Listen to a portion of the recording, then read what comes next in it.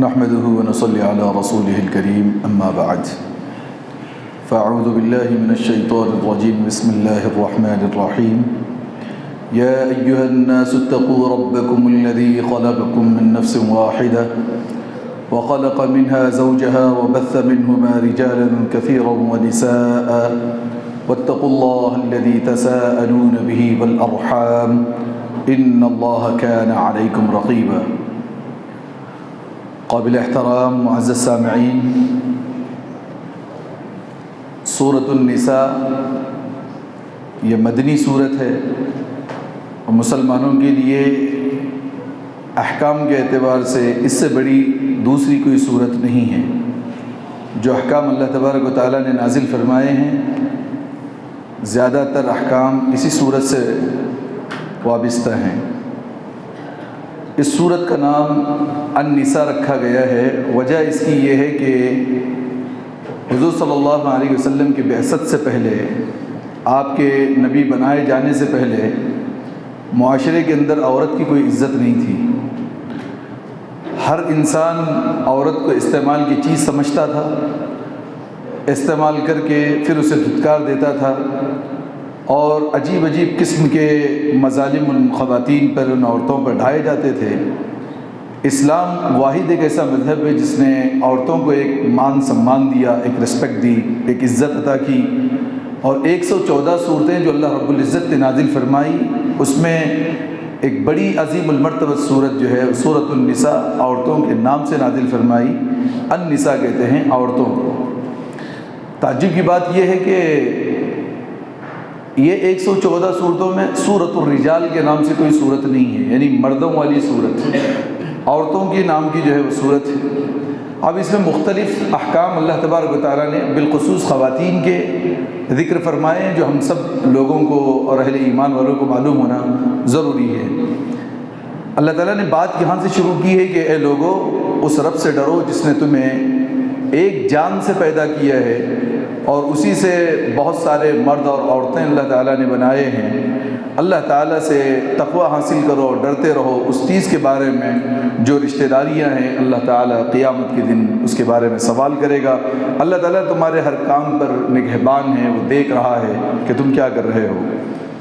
یہاں دیکھیں کہ بہت سارے لوگوں کا یہ ماننا ہے کہ انسان پہلے بندر تھا، پھر بندر ہوتے ہوتے پھر انسان ہوا اور فلاں اور فلاں. ان سب باتوں کی نفی اللہ تعالیٰ کرتے ہوئے کہہ رہے ہیں کہ ہم نے پوری انسانیت کو، ہر مرد اور ہر عورت کو ایک جان سے پیدا کیا ہے.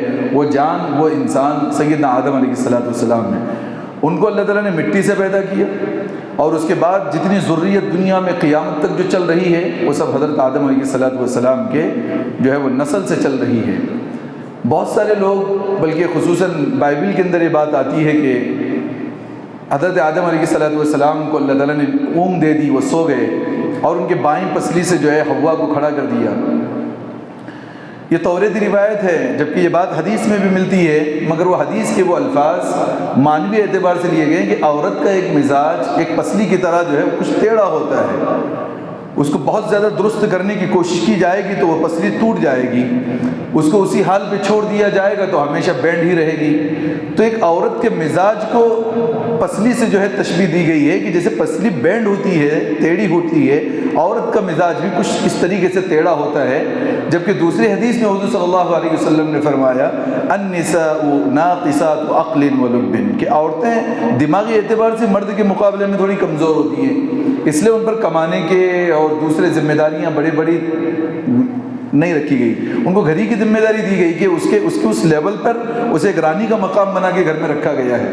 ہاں، دنیا میں اگر خواتین خود اپنے آپ کو نوکرانی بنا کے وہ اگر جاب کے پیچھے لگتی ہیں تو ان کا اپنا کام ہے، مگر اللہ نے انہیں اتنا مقام دیا کہ وہ رانی کی طرح گھر کے اندر رہے، ان پر کوئی ذمہ داری نہیں. آگے جو چیزیں اللہ ذکر کر رہا ہے اس سے اس بات کا بہتر اندازہ ہوگا. دوسرا ہی فوراً جو اللہ تعالیٰ نے دوسری آیت جو ہمیں بتائی ہے وہ یتیموں کے سلسلے میں بتائی ہے. ہوتا کیا تھا کہ کسی کا باپ مر جاتا تھا، اس کی بیٹیاں ہوتی تھیں تو ان کے رشتہ دار کیا کرتے تھے، ان کے گھر والوں پہ قبضہ کرتے تھے اور وہ بیٹیوں کے حصے میں جو مال آتا تھا ان کو اپنے نکاح میں کر لیتے تھے. تاکہ اس کو مہر بھی دینا نہیں پڑے گا، اور جو مال اس کے باپ نے چھوڑا ہے وہ اس کے حصے میں آ جائے گا۔ آج بھی اس طریقے کے حالات ہو رہے ہیں۔ ایسا ظلم اتنا زیادہ ہو رہا تھا کہ ایک آدمی 10 اور 15 یتیم جو ہے وہ خواتین کو اور عورتوں سے نکاح کرتا تھا، اور جب انہیں خرچ دینے کی طاقت نہیں ہوتی تھی تو ایک دوسرے پہ ظلم کرتا تھا۔ اللہ تبارک و تعالیٰ نے اس آیت کے بعد حکم یہ دیا کہ تم 4 عورتیں ہی رکھ سکتے ہو۔ اب تھوڑا تفصیل یہ دیکھیں کہ اللہ تعالیٰ نے فرمایا وَآتُوا الْيَتَامَ أَمْوَالَهُمْ وَلَا تَتَبَدَّلُوا الْخَبِيثَ بِالطَّيِّبِ، یتیموں کا مال ان کو دے دو، اچھے مال کو برے مال کے ساتھ جو ہے مکس کر کے جو ہے ان کے حق کو ضائع نہ کرو۔ یہ کیا مطلب ہے کہ دیکھیے اگر ایک بھائی کا انتقال ہوتا ہے، اس کے بچے ہیں چھوٹے چھوٹے، اب باپ تو بیچارہ ان بچوں کا جا چکا ہے دنیا سے، دوسرے بھائی کیا کرتے ہیں، اس کا جو پراپرٹی ہے، اس کے جو مال ہے اس پر ہڑپ کرتے ہیں۔ ابھی چھوٹے سے بچے اپنے چچاؤں کو کچھ بول نہیں سکتے، وہ بیوہ خاتون اپنے دیور سے جو ہے لڑ جھگڑ نہیں سکتی، تو یہ لوگ کیا کرتے ہیں، ان کے مال کو ہتھیاتے ہیں۔ اب پھر یہ بچے جب بڑے ہو جاتے ہیں، ان کو کوئی حصہ کبھی ملتا ہے کبھی نہیں ملتا، اور وہ بچے سماج کے اندر جو ہے بالکل بیچارگی کی زندگی گزار کے جو ہے وہ نکل جاتے ہیں۔ اللہ تعالیٰ نے ان کا خیال کرتے ہوئے کہا کہ وَآتُوا الْيَتَامَ أَمْوَالَهُمْ، یتیموں کا جو مال ہے، ان کے باپ کا جو کمایا ہوا ہے، ان کے حصے میں جو پراپرٹی آتی ہے ان کو پورا پورا دو۔ دوسرا کام کیا نہ کرو، اچھا مال۔ لوگ کیا کرتے تھے، مثال کے طور پہ اگر گائیں چھوڑی ہیں، بیل ہیں، اونٹ ہے، اس زمانے میں بکریاں ہوتی تھی، کھیت ہوتا تھا، اب باپ تو مر چکا ہے، اچھا کھیت اچھی فصل اپنے طرف کر لیتے تھے، اچھے جو ہے وہ جانور اپنے طرف کر لیتے تھے، خراب جانور ان کے طرف کر دیتے تھے۔ جب بچے بڑے ہوتے تھے تو خراب جانور اور خراب زمین ان کو مل گئی۔ کارنر والا پلاٹ، جیسے ہمارے زمانے کے حساب سے سمجھاتا ہوں، کارنر والا پلاٹ ہے، ایک بھائی ہڑپ کر کے رکھ رہا ہے۔ اچھی پراپرٹی ہے، دکانیں ہیں، جس کو رینٹ زیادہ آتا ہے وہ ہڑپ کر کے رکھ رہا ہے، اس لیے کہ بھائی مر چکا ہے۔ اب بچے جو ہے وہ چاچا سے جھگڑا نہیں کر سکتے۔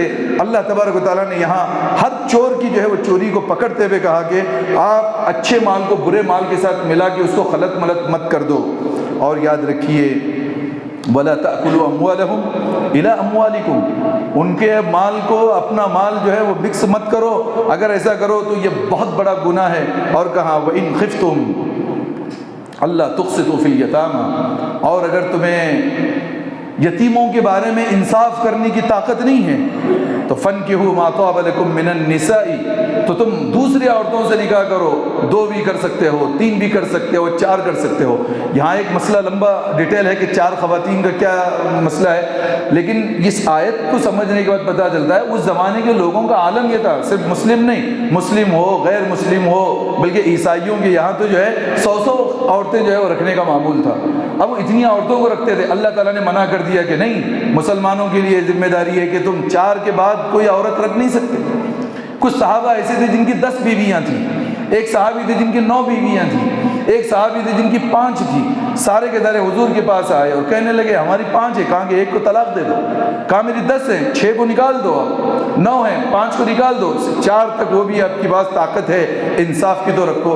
یہ 4 ایکسٹرا کرنے کے لیے حکم نہیں دیا، جو آلریڈی 10 اور 15 کر رہے تھے، ایسے خواتین کے استحصال نہ ہو، ان پر ظلم نہ ہو، اس لیے ایک روک لگائی کہ 4 کے بعد کر ہی نہیں سکتا ہے۔ اگر کوئی انسان ایک ساتھ 5 عورتوں سے نکاح کرے گا تو کسی ایک سے بھی نکاح نہیں ہوگا اس کا، تو 4 یہ ایک لاسٹ لمٹ بتائی گئی اسلام کے اندر۔ وہ بھی کیوں؟ یتیم کا نام لے کر کے کہا۔ پہلے لوگ دیکھتے تھے کہ یتیموں کی بیٹیاں جو لے لیتے تھے تاکہ ان کی پراپرٹی ہڑپ ہو جائے، اور یتیم کے پیچھے اس کا باپ ہی نہیں پوچھنے والا تو مہر بھی نہیں دیتے تھے۔ اب دیکھیں حدیث کیا کہتی ہے، رسول اللہ صلی اللہ علیہ وسلم نے فرمایا کہ جو یتیم کے سر پر ہاتھ بھی پھیرتا ہے، اس کے سر کے بالوں کے برابر اللہ تبارک و تعالیٰ اس کی مغفرت کرتے ہیں۔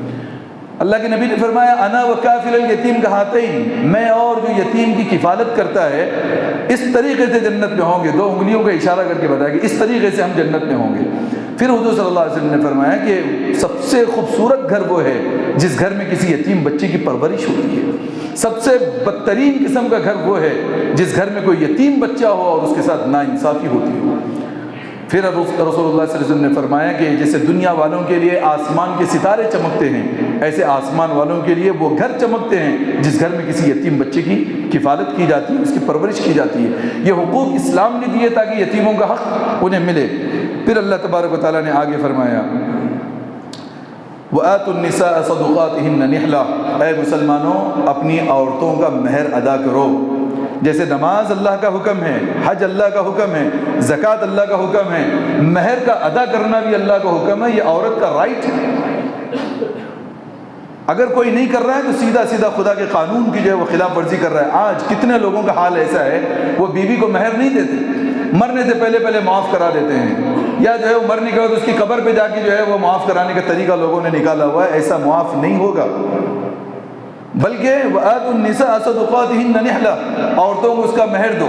اب مہر بھی کیسا ہونا چاہیے، اس کی تفصیل تو بہت الگ ہے۔ آج کل جو ہو رہا ہے 2000 3000 1101 وغیرہ، یہ مہر نہیں ہے، تو بھیک سے بھی بدتر قسم کی چیز ہے۔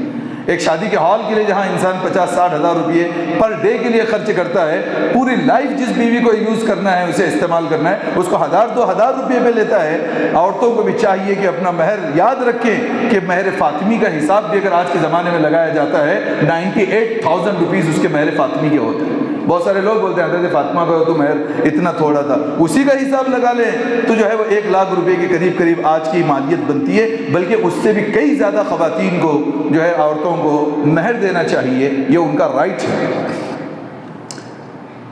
فَإِن تِبْنَ لَكُمْ عَنْ شَيْءٍ مِّنْهُ نَفْسًا فَكُلُوهُ هَنِيئًا مَرِيئًا۔ اور اگر ایسا ہوتا ہے کہ کبھی کبھار عورتیں اپنا مہر معاف کر دیں یا چھوڑ دیں یا کچھ کم کر دیں، تو پھر جو ہے وہ آپ کے لیے گنجائش ہے کہ آپ رکھ سکتے ہیں۔ مگر دوسرا مسئلہ یہ ہے کہ دباؤ میں آ کے کسی خاتون نے کہہ دیا کہ میرا مہر معاف ہے، مگر چند ایک زمانے کے بعد میں اس نے مطالبہ کیا، تو واپس شوہر کو مہر ادا کرنا ضروری ہے۔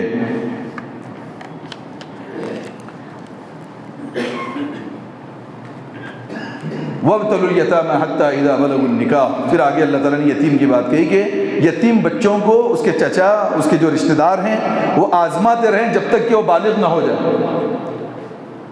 فَإِنْ آنَسْتُم مِّنْهُمْ رُشْدًا فَادْفَعُوا إِلَيْهِمْ أَمْوَالَهُمْ۔ اگر وہ رشد کو پہنچ جائے، عقل ان کی برابر ہو جائے، ان کا مال ان کو ریٹرن کر دو۔ کیا آزمانا ہے؟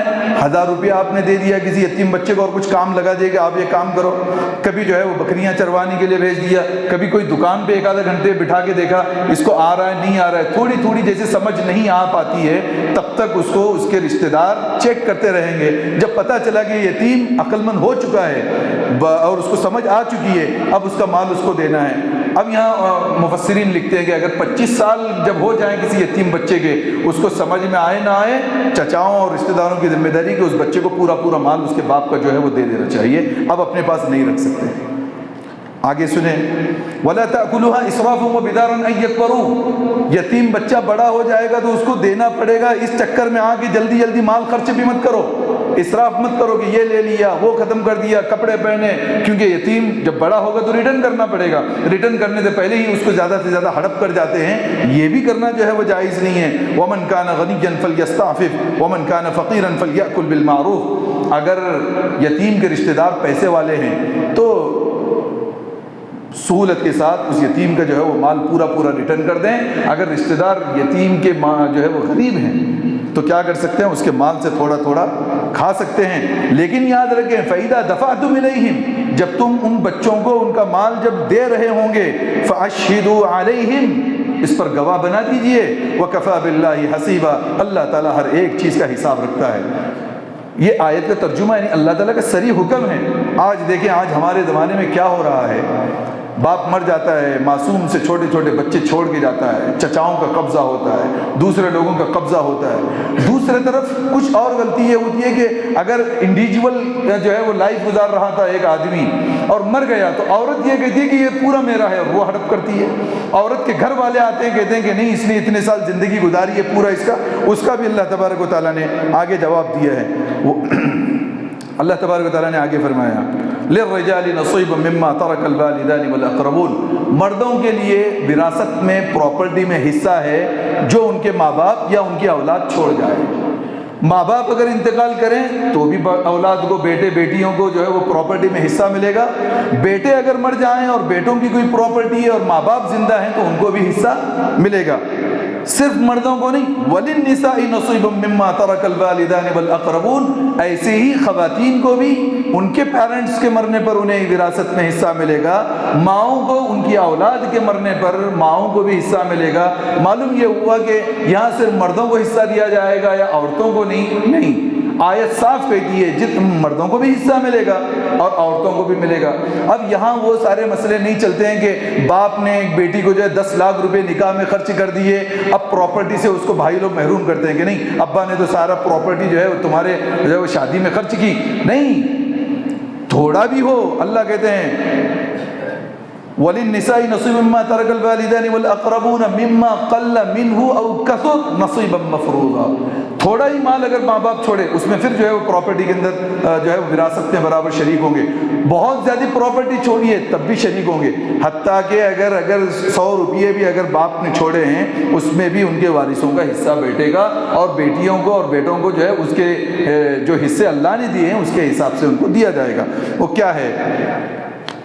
پھر اللہ نے ایک دوسرا قانون بھی یہ بتایا، وَإِذَا حَضَرَ الْقِسْمَةَ أُولُو الْقُرْبَى وَالْيَتَامَى وَالْمَسَاكِينُ فَارْزُقُوهُم مِّنْهُ وَقُولُوا لَهُمْ قَوْلًا مَّعْرُوفًا۔ جب تم پراپرٹی تقسیم کرنے کے لیے میٹنگ ارینج کر لو، بیٹھو پراپرٹی تقسیم کر رہے ہیں، ایسا ہو گیا کہ پوترا آ کے بیٹھا ہے دادا کا، باپ کے انتقال کے پوترا بیٹھا ہے، یا کوئی رشتہ دار اس طریقے سے آ کے بیٹھا ہے، اس کا حصہ تو نہیں ہے، وہ محروم القسمت ہے، لیکن اللہ کہہ رہے ہیں فَارْزُقُوهُم مِّنْهُ، اس میں سے اس کو بھی کچھ دو۔ بھتیجا آیا ہے، بھتیجے کا حصہ نہیں ہے مگر چچاؤں سے کہا جا رہا ہے تمہارے حصے میں سے کچھ اس کو دو، کچھ بچیاں آئی ہیں ان کو بھی دو، اور اگر آپ نہیں دے سکتے ہو وَقُولُوا لَهُمْ قَوْلًا مَّعْرُوفًا، اچھی سے بات کرو کہ ان کے دل کو ٹھیس نہ لگے۔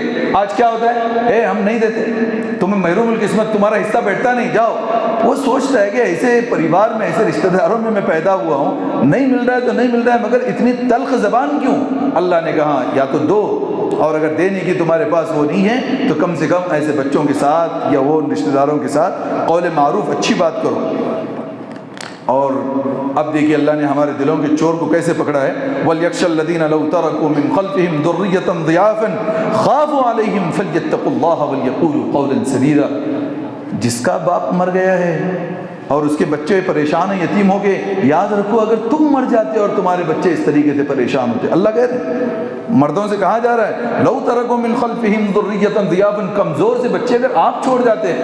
میں سوچنے پہ لگایا اللہ تبارک تعالیٰ نے کہ آدمی یہ سوچے کہ آج میرا بھائی مر گیا، اس کے بچے یتیم ہیں، اس کی بیوی جو ہے بیوہ بن چکی ہے، وہ پریشان ہے، اس کے جگہ اگر میں مر جاتا اور میرے کمزور سے بچے ہوتے اور وہ چچا ان کے ساتھ اس طریقے کا معاملہ کرتے تو تم کیا کرتے؟ ایسا سوچنے پہ مجبور کیا اللہ تبارک تعالیٰ نے۔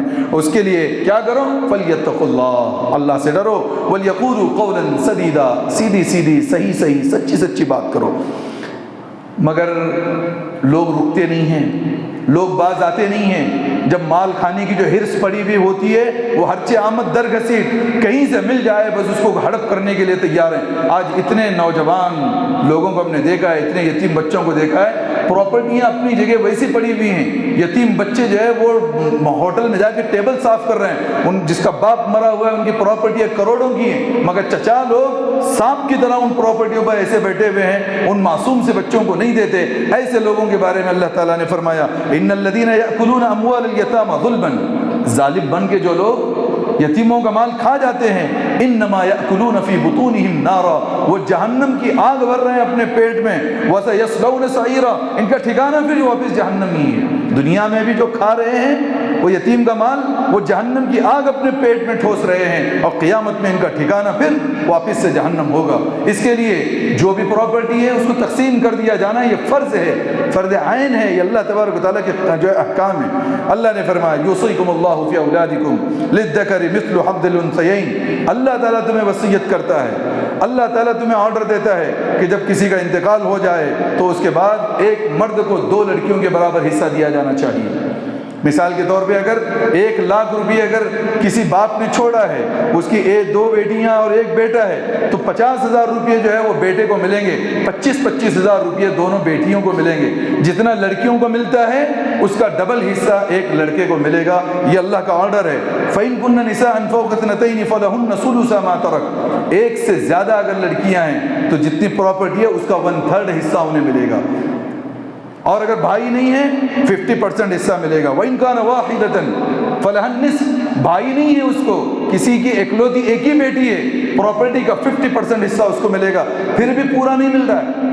یہ بات اس لیے سمجھا رہا ہوں کہ آج لوگ کیا کرتے ہیں، شوہر مر گیا، بیوی پوری کی پوری بلڈنگ ہڑپ کر کے لیتی ہے، اس کی گاڑیاں ہڑپ، سب ہڑپ، اور بیٹھ جاتی ہے، نہ اس کے بھائیوں کو کچھ دیتی ہے، نہ اس کے پیرنٹس کو کچھ دیتی ہے، نہ اولاد کو کچھ دیتی ہے. نہیں، حصہ برابر قرآن کے حساب سے تقسیم کرنا.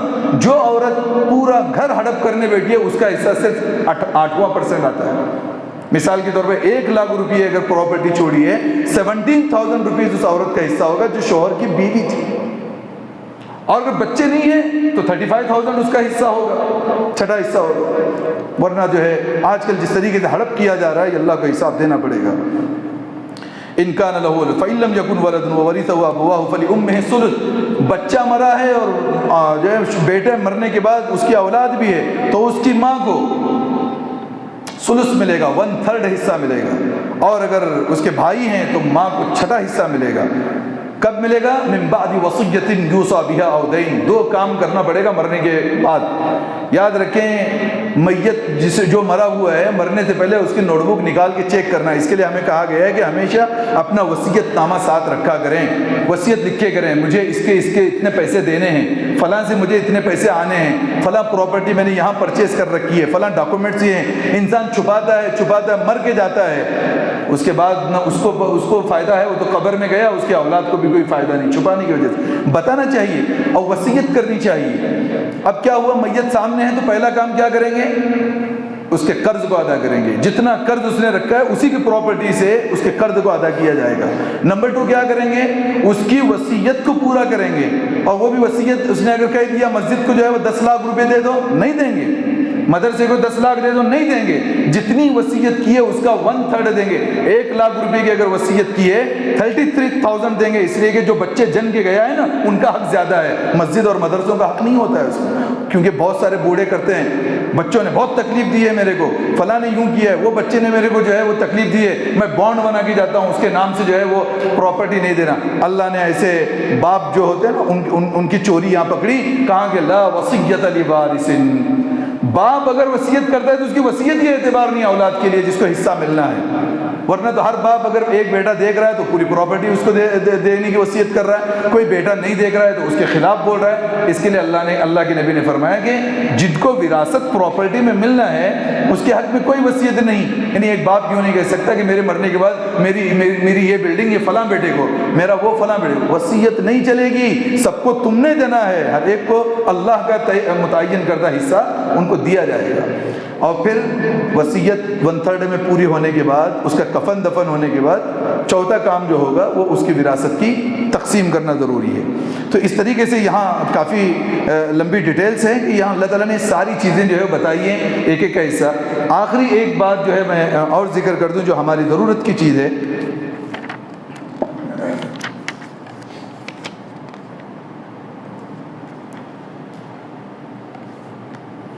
دیکھیے، میاں بیوی کے تعلق کو اب یہاں سے اللہ تبارک و تعالیٰ نے بہت بالتفصیل ذکر کیا ہے کہ ایک بیوی کو شوہر کے ساتھ کیسے زندگی گزارنا چاہیے، ایک شوہر کو بیوی کے ساتھ کیسے زندگی گزارنی چاہیے.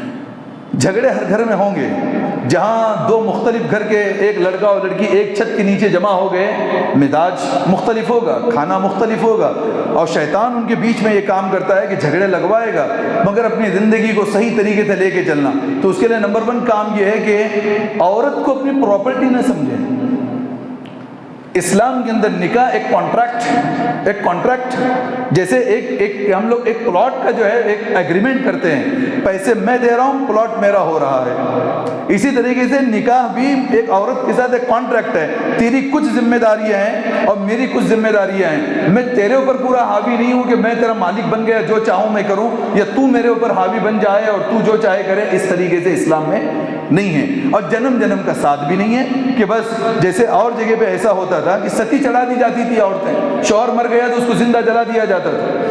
ابھی بھی ودوا کے نام سے جو پوری زندگی جوانی کاٹ دیتی ہے خاتون. مگر اسلام نے عورتوں پر اتنا بڑا فضل کیا کہ کانٹریکٹ نہیں، اگر شوہر نہیں رکھنا چاہتا طلاق کا رائٹ ہے، بیوی خود نہیں رہنا چاہتی خلا کا رائٹ ہے، دونوں بھی آپس میں نہیں کرتے ہیں تو قاضی فسخ کے ذریعے سے جو ہے معاملے کو ختم کر سکتا ہے۔ اب یہ دیکھیں کہ جب ایسے ناچاکیاں آپس میں آئیں تو انسان کو میٹر سالو کیسے کرنا چاہیے، قرآن بتا رہا ہے۔ ہمارے یہاں کیا ہوتا ہے، جماعت میں لیٹر ڈال دیا، ادھر سے وہ جماعت میں لیٹر ڈال دیا۔ آپ بتائیے سچے دل سے، جو لڑکا جس جماعت کا ہے وہ جماعت اسی کا سپورٹ کرے گی، اور ایسی ہو رہا ہے ہر جگہ، جو لڑکی جس جگہ کی ہے اس کی جماعت اسی کا سپورٹ کرے گی۔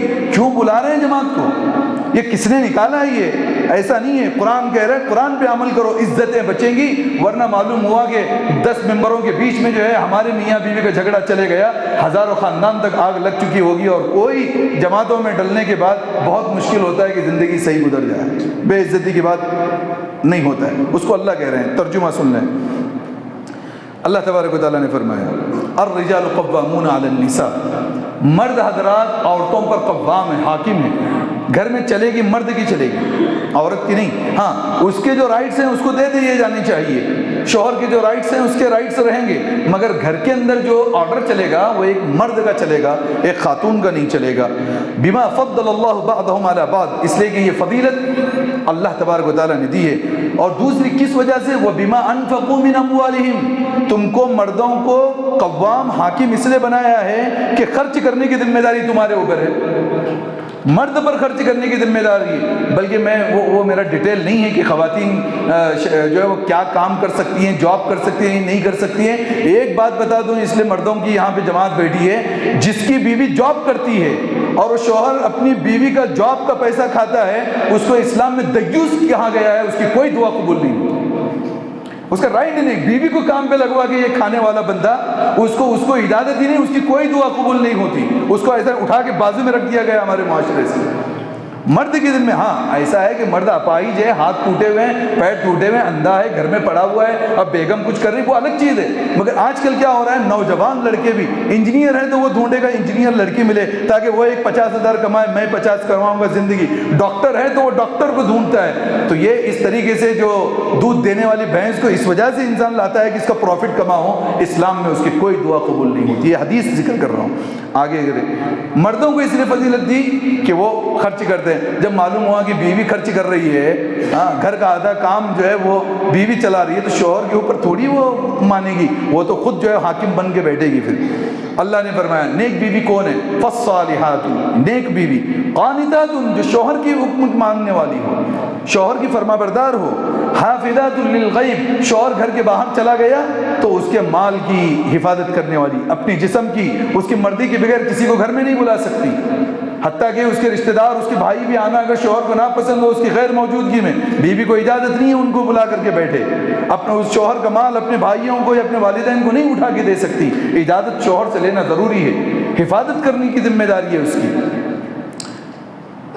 واللاتی تخافون نشوزہن، اب یہ ہو گیا کہ کچھ خواتین کے بارے میں یہ معلوم ہوا کہ یہ سدھرنے والی نہیں ہے، جھگڑے کر رہی ہے یا اس کا کیریکٹر تھوڑا سا خراب ہو رہا ہے، تو کیا کیا کام کرنا ہے قرآن میں؟ فعیدوہن، نمبر 1 کام، نصیحت کرو، محبت سے سمجھائیے اس بیوی کو کہ دیکھو ہماری لائف ہے، ہم لائف پارٹنر ہیں، ایک لمبی زندگی ہمیں جینا ہے، تمہاری یہ حرکتیں مجھے پسند نہیں ہیں، اگر میری کوئی حرکت تمہیں پسند نہیں مجھے کہو، میں چھوڑ دوں گا، تمہاری جو حرکتیں مجھے پسند نہیں تمہیں نکالنی ہوگی۔ محبت سے بیٹھ کے ان باتوں کو سمجھائے۔ اس کے لیے 2 طریقے ہیں، تنہائی کے اندر سمجھایا جائے، تنہائی میں ایک ہی جگہ رہتے نہیں سمجھ میں آتا ہے، وہ لڑکا لڑکی کو اٹھ کے کسی آؤٹ آف اسٹیشن جانا چاہیے، باہر چلے جائے، پہاڑوں میں چلے جائے، ہواؤں میں چلے جائے، آئی لینڈس میں چلے جائے، جہاں جس کی طاقت ہے وہاں جا کے ایک ٹھنڈے ماحول کے اندر اپنی بیوی کو سمجھانے کی کوشش کرے۔ تو یہ طریقہ کار ہے، اس سے بھی بات نہیں چلی، وَاحْجُرُوهُنَّ فِي الْمَضَاجِعِ، اللہ تعالیٰ کہتے ہیں گھر ہی میں بستر کو الگ کرو، نہیں مانتے اٹھا کے باپ کے گھر بھیج دیا، جاؤ باپ کے گھر چلے جاؤ۔ اب بیچارہ باپ بوڑھا جو ہے وہ پیسے ہی زندگی بھر پیسے ڈال کے اس داماد کے لیے تھک چکا تھا، بیٹی گھر پہ آنے کے بعد وہ خون کے آنسو رو رہا ہے، ماں کی نیند اڑی ہوئی ہے۔ نہیں، گھر ہی کے اندر بستر الگ کرو، 1 دن 2 دن میں ہو سکتا ہے اس کو سمجھ میں آئے اور اپنے جو ہے شوہر سے معافی صافی کر لے اور زندگی بہتر ہو۔ دوسرا کام۔ تیسرا کام، وَضْرِبُوهُنَّ، ان کو مار سکتے ہیں بیوی کو۔ اب اس کی تشریح حضور صلی اللہ علیہ وسلم نے کی، کیسے مار سکتے ہیں؟ دیکھیے محبت اس طریقے سے جب میاں بیوی میں صحیح طریقے سے ہوتی ہے نا، بس اس کی آنکھ سے اگر وہ آنکھ اٹھا کے دیکھے تو بیوی پانی پانی ہو جائے گی، یہ سب سے اونچا طریقہ ہے۔ بس اس کو غصے سے دیکھنا ہی اس کے لیے کافی ہے۔ پھر بھی اگر مارنی ہے تو حدیث میں آتا ہے کہ مسواک جیسی لکڑی اتنی سی جو ایک بالش اس سے ماریں، ایسا ماریں کہ اس کے جسم کے اوپر نشان نہ آئے۔ اللہ کے نبی نے فرمایا لا تضربوا علی الوجه، چہرے پہ نہ ماریں، خون نکل آیا ایسا نہ ماریں، ہڈی ٹوٹ گئی ایسا نہ ماریں۔ ایسا جانوروں کو جس طریقے سے انسان مارتا ہے، جانوروں کو مارنے سے منع کیا گیا ہے۔ یہ تو نازک اللہ تعالیٰ نے ایک خاتون کو بنایا ہے اور انسان اس کو گھوسے سے مارتا ہے، لاتوں سے مار رہا ہے، ہاں جو ہے لکڑیوں سے جو ہے اس کو مار رہا ہے، جیسے کہ کوئی ایک جانور کے ساتھ جو ہے وہ جو ہے انسان جو ہے سلوک کر رہا ہے۔ تو یہ نہیں ہونا چاہیے۔ اس سے بھی اگر نہیں بچا فَإِنْ أَطَعْنَكُمْ فَلَا تَبْغُوا عَلَيْهِنَّ سَبِيلًا، اور اللہ تعالیٰ نے مردوں سے کہا کہ تم پیچھے ٹو میں لگ کر کے ان کو پریشان کرنے کے لیے راستے مت ڈھونڈو۔ آدمی بار بار ڈھونڈتا ہے، کچھ بھی کری وہ غلطی پکڑنا ہے اس کو، کچھ بھی کی اس کا پوائنٹ پکڑنا ہے۔ چار لوگ بیٹھے پورے پوائنٹ مرد نکال کے رکھتا ہے، اس لیے کہ وہ کام ہی یہی کر رہا تھا پوائنٹ پکڑنے کا۔ اللہ کہہ رہے ہیں چالاکی مت کرو، پوائنٹس پکڑ کے مت رکھو۔ ان اللہ کان علیٰ کبیرا، اللہ رب العزت بہت بلند اور بہت بڑے ہیں، تو بڑا نہیں، تیری بیوی کے لیے بڑی ذات تو وہ اللہ تعالیٰ کی ہے، وہ پکڑ کرے گا تو پھر کہیں بچ نہیں پائے گا۔ پھر بھی وَإِنْ خِفْتُمْ شِقَاقَ بَيْنِهِمَا، میٹر سالو نہیں ہو رہا ہے، سمجھانے سے بھی سالو نہیں ہو رہا ہے، بستر الگ کرنے سے سالو نہیں ہو رہا ہے، اب کیا کریں گے؟ فَبَعَثُوا حَكَمًا مِّنْ أَهْلِهِ وَحَكَمًا مِّنْ أَهْلِهِ، یہ بات میں نے بولا، آج ہم جماعتوں میں ڈال رہے ہیں، مت ڈالیے، یہ کام کیجئے جو قرآن کہہ رہا ہے۔ حکم دونوں خاندان میں سے ایک بندے کو چنیے آپ، چاہے لڑکی کے گھر کا کوئی بندہ ہو، لڑکے کے گھر کا کوئی بندہ ہو، جو سمجھدار ہو، جو کامل العقل ہو، جذباتی نہ ہو، میری بیٹی کے ساتھ ایسا ہوا میں چھوڑوں گا نہیں، میں توڑوں گا اور یوں اور وہ اگر مسجد کے لوگ ہمارے محلے کی بیٹی کے ساتھ کیا اللہ تجھے چھوڑتا نہیں، تو کورٹ میں آ تو کیسا آتا ہے؟ اس صرف دادا گیریوں سے کام نہیں چلتے، اس لیے اللہ نے کہا فَبَعَثُوا حَكَمًا، ایک حکم، وہ بھی عورت نہیں مرد، حکم کا لفظ استعمال کیا، ایک مرد ہونا چاہیے۔ دونوں لوگ جو ہے نا اس کو بلائیں کہ صاحب آپ آئیے، اور دونوں اپنے میٹر کو ان کے سامنے جو ہے رکھیں۔ اس کا طریقہ ہے جس طریقے سے چاہے وہ حکم جو ہے وہ سن سکتا ہے، طریقہ یہ ہے کہ پہلے لڑکی کی شکایات کو سنے اور اس کو نوٹ کرے، اس کو اٹھا کے بھیج دے، لڑکے کی پوری شکایت کو سنے اور اس کو نوٹ کرے، اور دونوں کو بیٹھ کر کے تنہائی میں کمپیئر کرے کہ اس میں سچ کون بول رہا ہے، جھوٹ کون بول رہا ہے، کتنا پلہ کس کا اچھا ہے، کتنا پلہ کس کا ہلکا ہے۔ پھر اس کے بعد لڑکی کو بلا کے اس کے اگینسٹ جو اس کے شوہر کے جو ایلیگنس ہیں اس کے اوپر وہ محبت سے اس کو سمجھائے، اس کے بعد لڑکے کو بلا کے لڑکی کی میٹر کو لے کے وہ اس کو سمجھائے، دونوں سمجھنے کے بعد اب دونوں کو بلا کے کچھ نصیحتیں کر کے ان کو بھیج دے۔ ایک ہی گھر کے اندر اچھے سے ماحول کے اندر کسی کو بھی پتہ نہیں، نہ لڑکی کے ماں باپ کو پتہ ہو رہا ہے، نہ لڑکے کے ماں باپ کو پتہ ہو رہا ہے کہ کیا، نہ کسی خاتون کو پتہ ہو رہا ہے۔ عورتیں بھی اس میں غلطی کرتی ہیں، تھوڑا شوہر کا ستایا سیدھا جا کے پہلے ماں باپ کو بولتی ہے یہ ایسا ہوا ویسا ہوا، اور ماؤں کو بولنے سے وہ بچوں کو بھڑکاتی ہیں، بیٹوں کو، دیکھ تیری بہن کے ساتھ ایسا ہوا ویسا، یہ دیکھتا نہیں میری بہن کی کتنی بڑی غلطی نہیں ہے، میری بہن کو ایسا ہوا میں نہیں چھوڑتا۔ ایسا ہو کہ وہ معاملہ جو محبت سے سلجھنے والا تھا وہ لے جا کر کے انسان کیا کرتا ہے، طلاق کو لگاتا ہے۔ اللہ رب العزت کہتے ہیں ان یریدا اصلاحا، اگر دونوں کا ارادہ اصلاح کرنے کا ہے، محبت پیدا کرنے کا ہے، یوفق اللہ بینہما، اللہ تبارک و تعالیٰ ادھر یہاں پہ لوگ آپس میں ڈسکس کرتے ہیں، اللہ تعالیٰ آسمان سے ان کے دلوں کے اندر ایک نرمی پیدا کرتے ہیں، ایک محبت پیدا کرتے ہیں۔ ان اللہ کان علیما خبیرا، اللہ رب العزت بہت بہتر جاننے والا اور ہر بات کی خبر کرنے والا رکھنے والا ہے۔ اللہ رب العزت سے دعا اللہ رب العزت ہم سب کو قرآن مجید کی ہر آیت پہ عمل کرنے کی توفیق نصیب فرمائے۔ وآخر دعوانا الحمد للہ رب العالمین۔